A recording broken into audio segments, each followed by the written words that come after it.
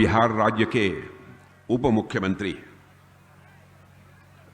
तेज तर्रार नेता ऐसे श्री सम्राट जी चौधरी और आपके ही लोकप्रिय सांसद जो कि एलजेपी आर से आते हैं, लेकिन एलजेपी आर हो चाहे कोई भी हम लोगों के सहयोगी दल हो, सभी हमारे परिवार के सदस्य हैं। ऐसे लोकप्रिय सांसद जो बराबर संसद में आप सबकी आवाज उठाते रहते हैं, ऐसे श्री अरुण भारती, श्री महिपाल डांडा, ये हमारे हरियाणा राज्य के मंत्री हैं, श्री राजीव कुमार सिंह, श्री लोक प्रकाश सिंह, श्री मिथिलेश कुमार सिंह, श्री जयराम विप्लव, श्री विजय सिंह, वीर कुंवर सिंह, श्रीमती सरिता सिंह मुखिया, आशीष सिंह जमुआ, अरुण पोद्दार, श्री बिट्टू सिंह, निरंजन सिंह, कुमार चंदन, संजीव कुमार सिंह और रविंद्र कुमार सिंह। बहनों भाइयों, यदि आज आपके बीच आया हूं तो सम्राट जी चौधरी के लिए आया।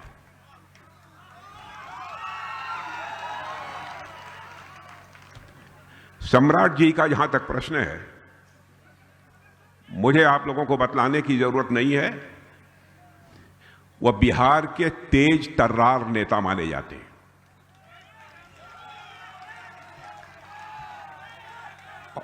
और आप लोग समझते होंगे कि वह बिहार के उप मुख्यमंत्री हैं, यही के नेता हैं, लेकिन मैं उत्तर प्रदेश से आता हूं।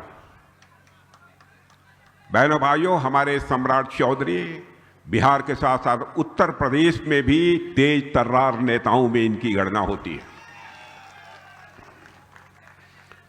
बिहार के उप मुख्यमंत्री के रूप में इन्होंने बहुत ही अच्छा काम किया है और इनका नाम ही परमात्मा की कृपा से सम्राट है। और भगवान ने क्या करिश्मा किया है, नाम भी सम्राट और दिल डौल भी विराट।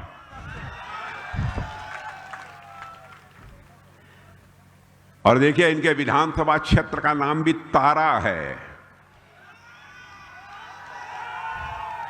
और बहनों भाइयों, आपका सम्राट इस बिहार का चमकता हुआ तारा है, मैं यह कहकर जा रहा हूं। आरजेडी कांग्रेस महागठबंधन को माकूल और भरपूर जवाब देने में मैं जानता हूं कि सम्राट चौधरी पूरी तरह से माहिर हैं। इनके भीतर बिहार राज्य के लिए, अपने विधानसभा क्षेत्र के लिए कुछ कर गुजरने की तड़पन है। वैसे ही आपके सांसद में, अरुण भारती में भी मैंने देखा है। बहनों भाइयों, जिस नेता के अंदर अपने लोगों के लिए कुछ कर गुजरने की तड़पन न हो, वो वास्तव में सच्चा नेता नहीं कहा जा सकता। आज यदि मैं आया हूं तो सम्राट चौधरी जी के लिए ही यहां पर आया।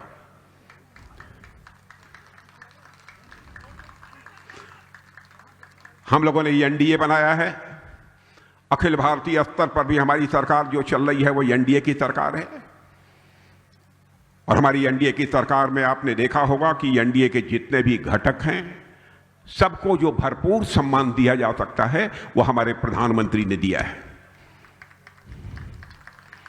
और हमारा जो चुनावी घोषणा पत्र भी जारी हुआ है, वह चुनावी घोषणा पत्र भी मैं मानता हूं कि यह सामान्य चुनावी घोषणा पत्र नहीं है, बल्कि यह बिहार को ऊंचाइयों पर ले जाने की एक अटल प्रतिज्ञा है। हम लोगों का चरित्र यह रहा है कि जो हम लोगों ने अब तक राजनीतिक जीवन में कहा है उसे किया है। मेरे बहने भाई, मैं अपने विरोध पक्ष के लोगों के प्रति सम्मान व्यक्त करते हुए मैं कहना चाहता हूं, यदि आपको इस पर कहीं संदेह हो तो आप हमारा पिछला ट्रैक रिकॉर्ड उठाकर देख लीजिए। मैं बहुत पीछे नहीं ले जाना चाहता आपको। मैं 2014 की आपको याद दिलाना चाहता हूं। उस समय मैं पार्टी का राष्ट्रीय अध्यक्ष था और मोदी जी हमारे प्रधानमंत्री पद के उम्मीदवार थे। उस समय भी घोषणा पत्र जारी हुआ था। मैंने अपने प्रधानमंत्री को देखा, बार बार ये कहते थे, अध्यक्ष जी यह देख लीजिएगा बारीकी से, कहीं ऐसी कोई चीज न आ जाए घोषणा पत्र में जिसे हम कहें और उसे कर ना पाए। बहनों भाइयों, यह मुझे बहुत ही अच्छा लगा था। पूरी सावधानी मैंने बरती। 2019 का घोषणा पत्र बन रहा था, उस समय भी 2024 का घोषणा पत्र बन रहा था, उस समय भी बार बार कहते थे कि राजनाथ जी आप स्वयं देखिए, कहीं ऐसी कोई चीज ना आ जाए कि हम वादा कर दें और अपने वादे को पूरा न करें। क्यों कहते थे? आजाद भारत के राजनीति के पन्नों को पलट कर देखिए बहनों भाइयों, बहुत सारे ऐसे नेता हुए हैं जिन्होंने कहा तो बहुत कुछ है, वादे तो बहुत किए हैं, लेकिन अपने वादों को आंशिक रूप से भी उन्होंने पूरा नहीं किया है। यदि आजाद भारत में नेताओं ने आंशिक रूप से भी अपने वादों को पूरा कर दिया होता तो पता नहीं आज कई वर्षों पहले ही हमारा भारत दुनिया का एक ताकतवर भारत बन गया होता, एक विकसित भारत बन गया होता। और जो हम लोगों ने चुनावी घोषणा पत्र जारी किया है, यह कोई एक दस्तावेज नहीं है, यह बिहार की यात्रा का रोड मैप है, यह भविष्य की एक रूपरेखा है मेरे बहनों भाइयों, कि हम कैसा बिहार बनाना चाहते हैं। हम विकसित बिहार बनाना चाहते हैं ताकि विकसित भारत का हमारा स्वप्न साकार हो सके। उसमें बहुत सारी घोषणाएं की गई हैं। उन घोषणाओं की बहुत विस्तार में जाकर मैं यहां पर चर्चा नहीं करना चाहता। और यह बात मैंने इसलिए कही कि आजाद भारत में नेताओं की कथनी और करनी में अंतर होने के कारण जो विश्वास का संकट पैदा हुआ है, उसके कारण कभी कभी जनता का विश्वास नेताओं पर जमता ही नहीं है।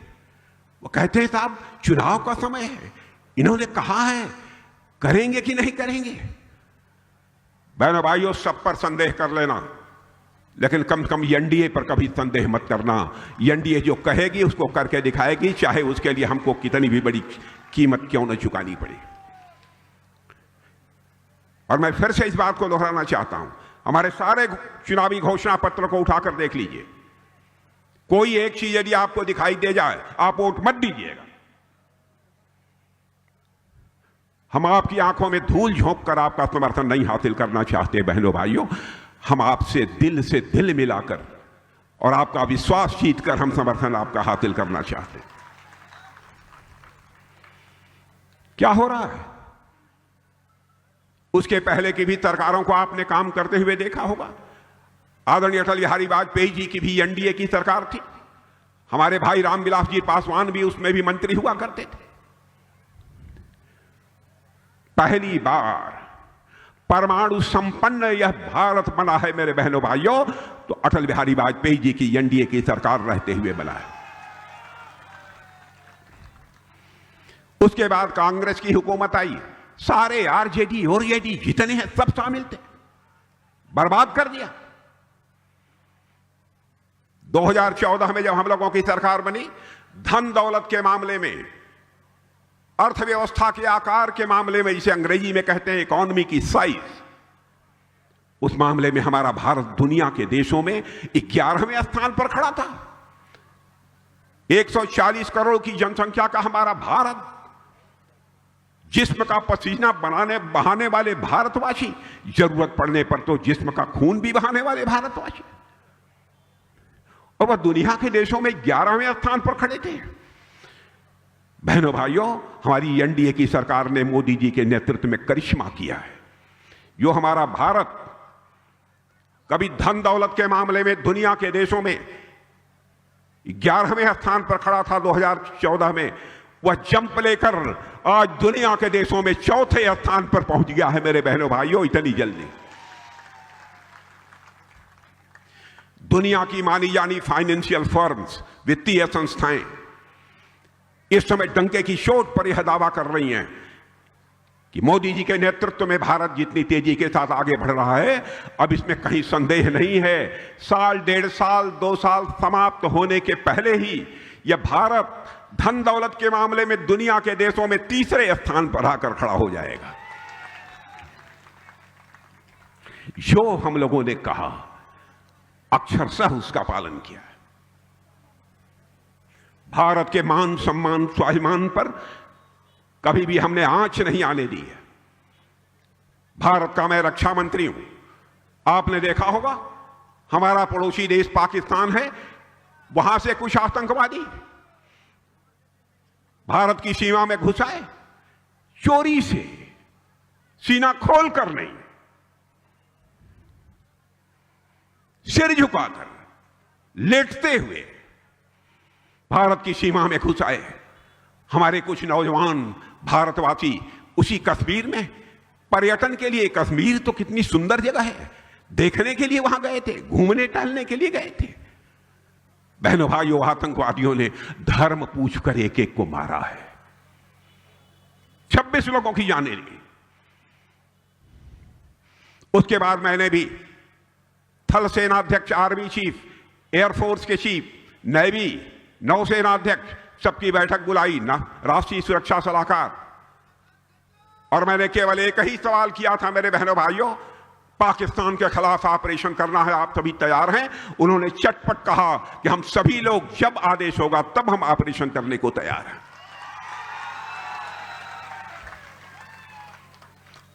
प्रधानमंत्री जी से हम लोग मिले, प्रधानमंत्री जी ने बैठक बुलाई, प्रधानमंत्री जी ने सारे लोगों की बातें सुनने के बाद कहा, जाइए, खुली आजादी है, जैसे भी खेल सकते हो खेल लीजिए, लेकिन पाकिस्तान को धूल चटाकर ही वापस लौटिए।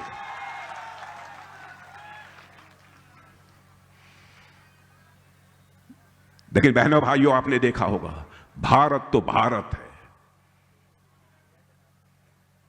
हम लोग जाति, पंथ और मजहब के आधार पर भेदभाव करने वाले लोग नहीं हैं। या आरजेडी, कांग्रेस, हिंदू, मुसलमान, ईसाई, कौन कौन चीजों में इस देश को बांटने की कोशिश करते हैं। बहनों भाइयों, हम यह मानते हैं हमारे भारत की सीमा में रहने वाला कोई किसी जाति का हो, किसी मजहब का हो, किसी भी धर्म का हो, सभी भाई भाई हैं। हम इस आधार पर कभी भेदभाव नहीं करते। और ये पाकिस्तानी जब आए थे, इन्होंने धर्म पूछ पूछ कर लोगों को मारा। तुम्हारा धर्म क्या है?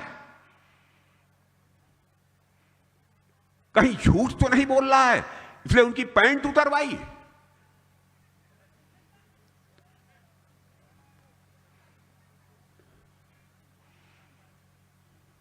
लेकिन बहनों भाइयों, हम लोगों का दिल देखिए, हम लोगों ने यदि मारा है उन्हें पाकिस्तान में घुसकर, तो हमने धर्म पूछकर नहीं मारा है, कर्म देखकर उनका मारा है। मेरे बहनों भाइयों,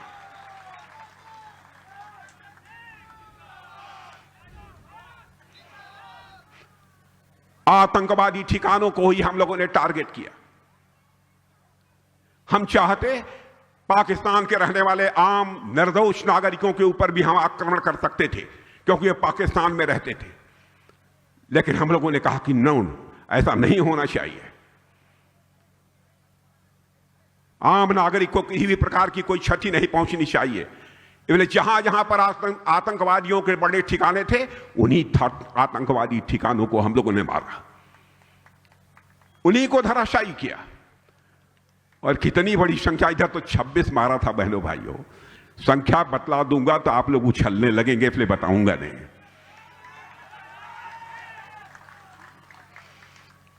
ताजिंदगी पाकिस्तान के लोग इसे याद रखेंगे।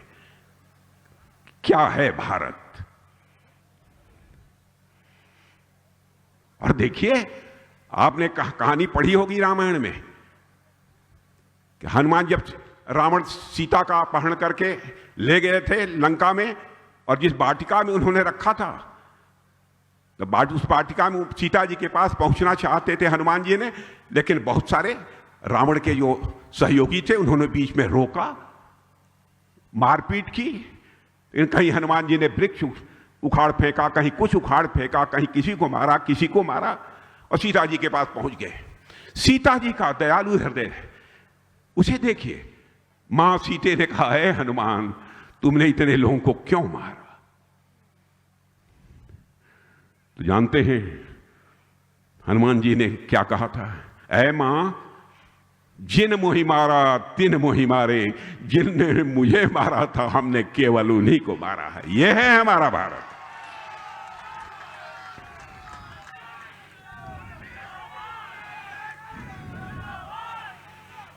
बहनों भाइयों, अंतर्राष्ट्रीय जगत में भारत की प्रतिष्ठा बढ़ी है। पहले अंतर्राष्ट्रीय मंचों पर भारत कुछ बोलता था तो भारत की बातों को जिस गंभीरतापूर्वक लिया जाना चाहिए नहीं लिया जाता था, लेकिन आज अंतर्राष्ट्रीय मंचों पर भारत कुछ बोलता है तो भारत की बातों को कान खोलकर लोग सुनते हैं कि भारत बोल क्या रहा है। यह है हमारा भारत। और ये बिहार की हालत ऐसी बना रखी थी, यहां का नेता जो बिहार का नेतृत्व कर रहा हो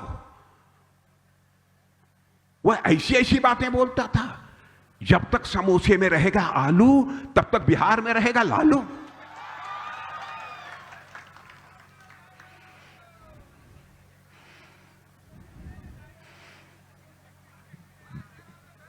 बहनों भाइयों, इस तरीके से देश और प्रदेश को नहीं चलाया जा सकता। इस तरीके से देश और प्रदेश का विकास नहीं हो सकता। भारत का रक्षा मंत्री हूं, मैं आपको विश्वास दिलाना चाहता हूं, रक्षा उत्पादन के माल में पहले हम लोग सारे हथियार, मिसाइल, सारे बड़े बड़े औजार दुनिया के दूसरे देशों से लेते थे,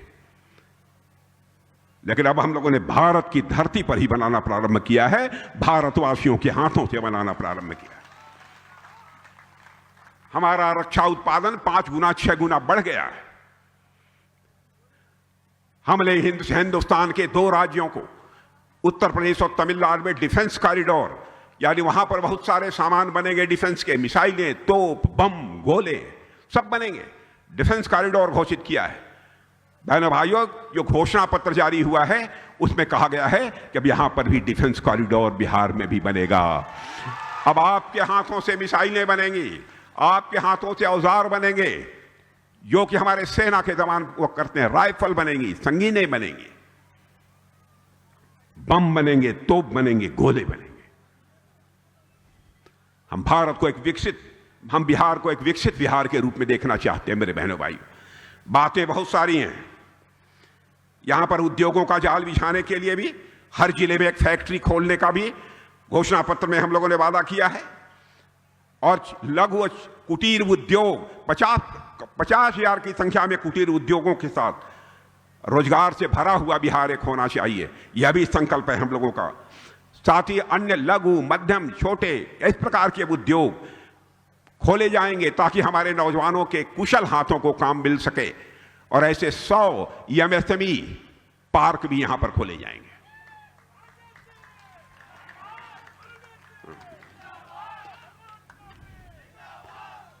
और आपके नौजवानों, आप जानते होंगे सेमी कंडक्टर के बिना काम नहीं हो सकता। अब सेमी कंडक्टर पार्क भी यहां बनेगा, सेमी कंडक्टर पार्क भी बनेगा। और जो यहां के मां जानकी की जन्मस्थली है उसका क्या हो रहा है उसके बारे में आप सबको अच्छी तरह जानकारी है।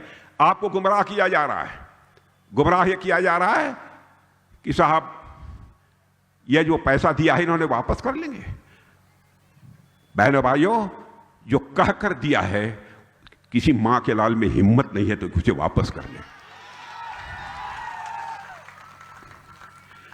और अभी तक प्रधानमंत्री जी आपको किसान सम्मान निधि में 6,000 रुपया दिए हैं।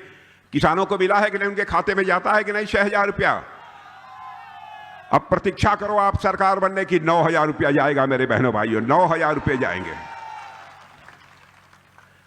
और केजी से लेकर पीजी तक की पढ़ाई, केजी से लेकर पीजी तक की पढ़ाई अब मुफ्त होगी गरीब परिवारों की। गरीब परिवारों की पढ़ाई अब मुफ्त होगी।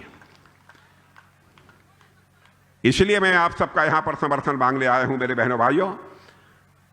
अब मुझे लगता है कि नीतीश जी के नेतृत्व में बिहार की जनता ने विकास का असली स्वाद अब चख लिया और बिहार की जनता उसी को वोट देगी जो कि बिहार का विकास कर सकेगा, ऐसा मेरा मानना है। इसलिए यह तो केवल यही चाहेंगे लालू जी कि हमारा बेटा मुख्यमंत्री बन जाए, सोनिया जी चाहेंगी हमारा बेटा प्रधानमंत्री बन जाए, लेकिन बहनों भाइयों, एनडीए का की कोई भी पार्टी ये नहीं चाहेगी उसका बेटा बन जाए, बल्कि वो तो यही चाहेगी कि बिहार की मां की कोख से पैदा हुआ लाल ही कोई यहां का मुख्यमंत्री बनना चाहिए। और नीतीश कुमार जी यहां की मां के कोख से पैदा हुए हैं, ऐसे लाल हैं। उन्होंने भी बहुत सारी घोषणाएं की हैं, कितनी बिजली माफ हुई है, विधवा पेंशन दिया है, क्या क्या नहीं किया है, बहुत सारी चीजें उन्होंने की हैं। इसलिए मैं आप सभी लोगों से कहने आया हूं कि अब पुराना बिहार भूल जाइए, यह नया बिहार है जो कि विकास के मामले में से हिंदुस्तान का एक मॉडल बनकर खड़ा होने जा रहा है मेरे बहनों भाइयों। और आज हम जहां जाते हैं, जहां हमारी एनडीए की सरकारें हैं, तो हम कहते हैं आइए नहीं एनडीए, आइए नहीं एनडीए के बिहार में। अब कहते हैं हम सभी जगह आइए नहीं एनडीए के बिहार में, हमारा विकसित बिहार में। और इनकी सोच कैसी है, इनकी सोच कैसी है, आइए ना हमारा बिहार में, ठोक देंगे कट्टा कपार में। यह हालत है इनकी। इसलिए बहनों भाइयों, सोच समझकर फैसला करिए। अब चूंकि हमारा उड़न खटोला भी उड़ने का समय आ गया है, इसलिए बार बार मैं देख रहा हूं, बीच बीच में मैं क्रम को तोड़ भी रहा हूं, इसीलिए मैं बीच बीच में चीजों को छांट कर बोल रहा हूं। एक बात और बतलाना चाहता हूं, जो आरजेडी और कांग्रेस विकास का दावा करते हैं, जानते हैं 10 साल में केवल आपको 2 लाख करोड़ रुपया दिया था। 10 साल में 2 लाख करोड़। और बहनों भाइयों, 10 साल में एनडीए ने कितना दिया है बिहार के विकास के लिए? 15 लाख करोड़। 15 लाख करोड़ दिया। यह बड़ी तेजी के साथ बिहार का विकास हुआ है। और एनडीए के बारे में भी बता दूं, बहनों भाइयों, यह केवल राजनीतिक दलों का गठबंधन नहीं है, बल्कि यह नेक इरादों का गठबंधन है। राजनीतिक दलों का गठबंधन ही नहीं है, यह नेक इरादों का गठबंधन है। जो हम कहेंगे वह करेंगे। और हमारे सम्राट चौधरी जी का जहां तक प्रश्न है, तो मुझे कुछ कहने की जरूरत तो है नहीं, मैंने पहले ही बतला दिया। आप तो जानते ही हैं कि जाएंगे तो केवल विधायक तो रहेंगे नहीं।